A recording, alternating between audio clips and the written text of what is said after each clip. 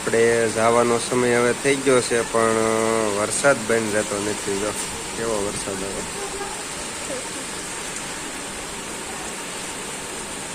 આમે જો ભૂંગળામાંથી પાણી નીકળાયું. સવારમાં આપણે ઘરેથી નીકળવા એવું હતું નહીં, એટલે ફૂલ વરસાદ આવતો હતો. હવે અત્યારે નીકળ્યા છે, પણ અત્યારે વરસાદ તો ચાલુ જ છે, પણ થોડો ચાલુ છે. આજ સવારનું જ તે ફૂલ વરસાદ ચાલુ હતો. અહીંયા શું ટ્રાફિક થયું છે.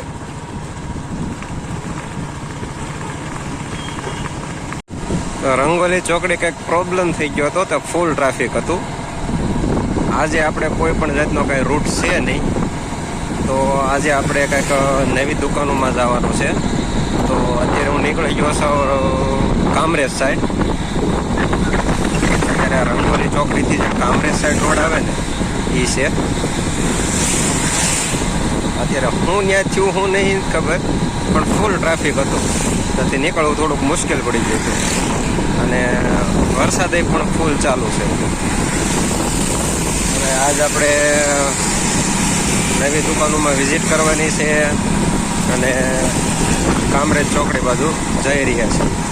તો આવો ને એવી રીતે વરસાદ ચાલુ છે સવારનો, અને સવારે 9 વાગ્યે નીકળવાનું હતું, પણ અત્યારે 10 વાગી જાય, 1 કલાક લેટ છે.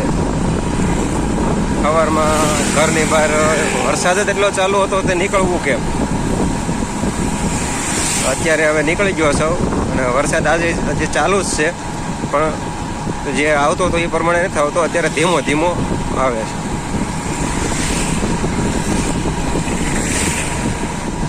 કાંઈ વાંધો નહીં, ચાલો હવે આપણે આગળ વધીએ અને કામરેજ ચોકડી જઈએ, અને ત્યાંનું કંઈક નવી દુકાનોમાં વિઝિટ કરીએ કે કઈ રીતે છે એ બધું ત્યાં જઈને ખબર પડે હવે વરસાદ શું કરાવે છે. જો આવો કંઈક વરસાદ છે ને વાદળ તો જો. અને આજે અમારે સુરતની અંદર રેડ એલર્ટ છે વરસાદમાં 20 તારીખમાં. આજ 20 તારીખ છે અને રેડ એલર્ટ છે.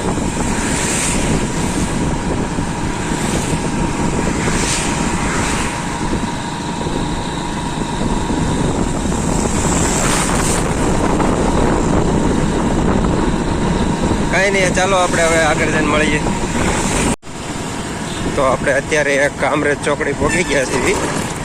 મતલબ આ પુલની નીચે કામરેજ ચોકડી આવે, એને 47 ઉપર છે. અને ઓલો પુલ જે સુરતનો અંદર આવવા તાપીમાંથીનો જે પુલ છે ને, એ તૂટી ગયેલો છે. ત્યાં ફૂલ ટ્રાફિક હતું. નીચેનો બીજો પુલ છે ને, એમાંય ટ્રાફિક હતું.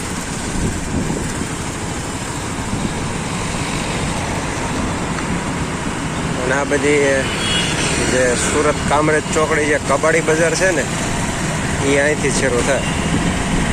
આ પુલની આ સાઈડ આ પેટ્રોલ પંપ છે ને વટે, એટલે પછી કબાડી બજાર શરૂ થઈ જાય.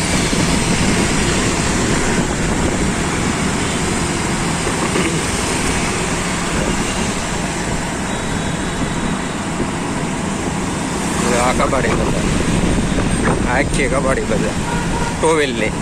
ટુ-વ્હીલના બધા પરફેક્ટ મળી જાય, જે કાંઈ જોતા હોય.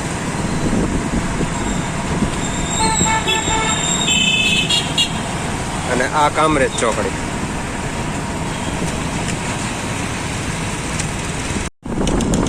તો અત્યારે આપણે કામરેજ ચોકડીથી જે સુરત અંદર જે હાઈવે જાય ને, એમાં અંદર વળી ગયા છે, અને લસકાણા બાજુ કંઈક દુકાનોમાં વિઝિટ કરી. આ કામરેજ ચોકડીથી જે અંદર જાય ને એ હાઈવે છે. મતલબ કામરેજ ચોકડીથી સુરત મેન હાઈવે.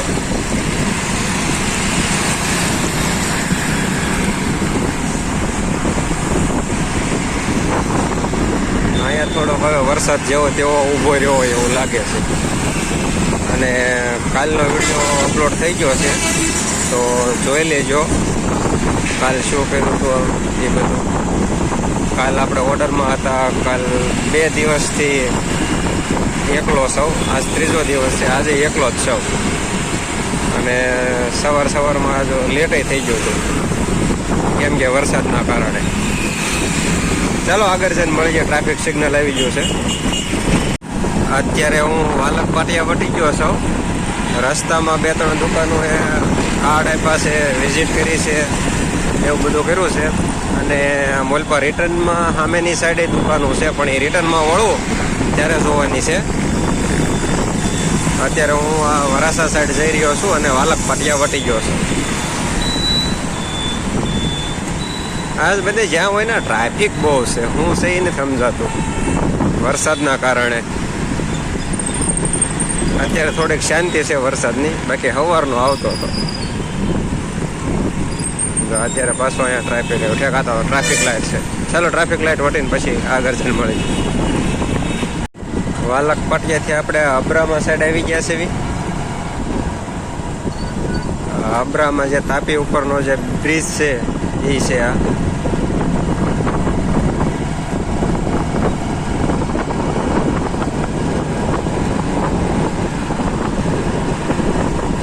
નવો રોડ બન્યો ને, નવો બ્રિજ આખો એ છે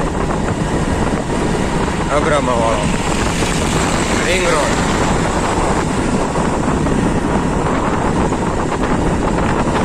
આમાં કઈ કેમેરા ન લાગેલા હોય તો સારું.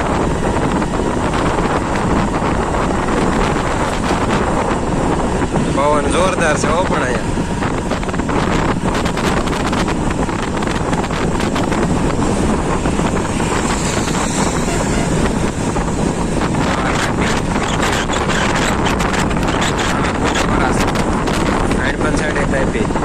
અને નવો બ્રિજ બન્યો એ.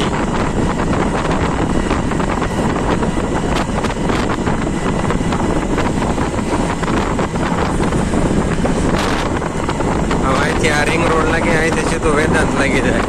વેદાંત ઇન્ડસ્ટ્રીયલ છે ને મોટી, એ રિંગ રોડથી સીધું વેદાંત.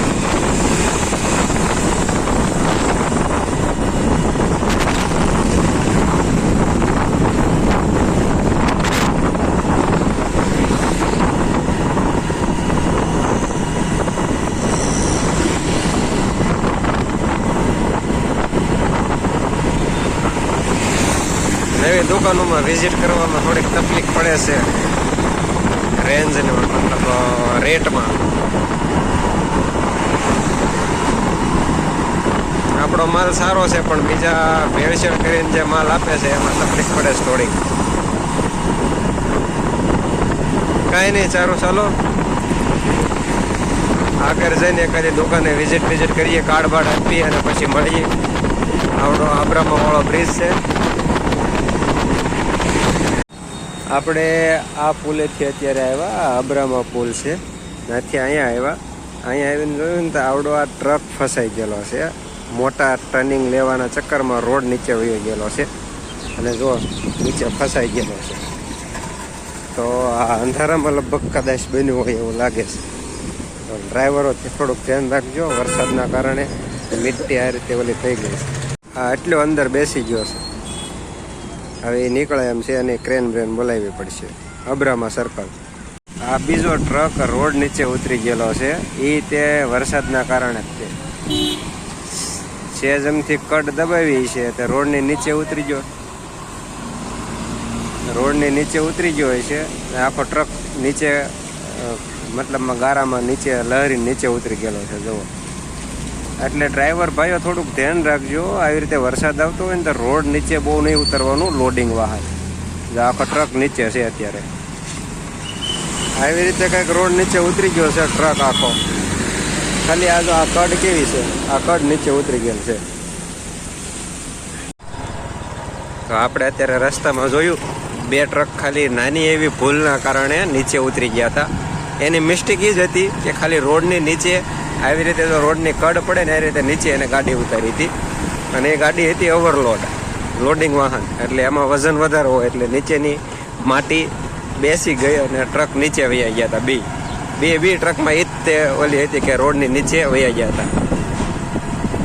તો હવે વાગી ગયા છે 3 અને આપણે લસકાણા કામરેજની સાઈડથી બધું દુકાનોમાં વિઝિટ કરવાની હતી. કાર્ડ આપ્યા, વિઝિટ કરી અને નવા ગ્રાહક જોડવાની કોશિશ કરી. આવી રીતે કંઈક સેલ્સમેનનું થોડું ઘણું કામ હોય છે. આજ અમારે રૂટ નહોતો એટલે મેં કીધું નવો રૂટ કંઈક બનાવીએ. તો એ રીતે આપણે આજ બધું ઓલું કર્યું. અને હવે આપણે આ બધું આજનું જે કાંઈ છે એ પતાવી અને જઈએ છીએ આપણે ફેક્ટરી સાઈડ. ફેક્ટરીએ જઈને પછી બધું જમાવવામાં કરાવી પછી રિટર્ન ઘરે. તો આજનો બ્લોગ અહીંયા એન્ડ કરીએ છીએ. જય શ્રી રામ, જય શ્રી કૃષ્ણ. અને નવા હોય તો લાઈક, શેર અને સબસ્ક્રાઈબ કરી દેજો. અને હવે મળીએ કાલ સવારમાં નવા બ્લોગ સાથે. તો સારું, જય શ્રી રામ.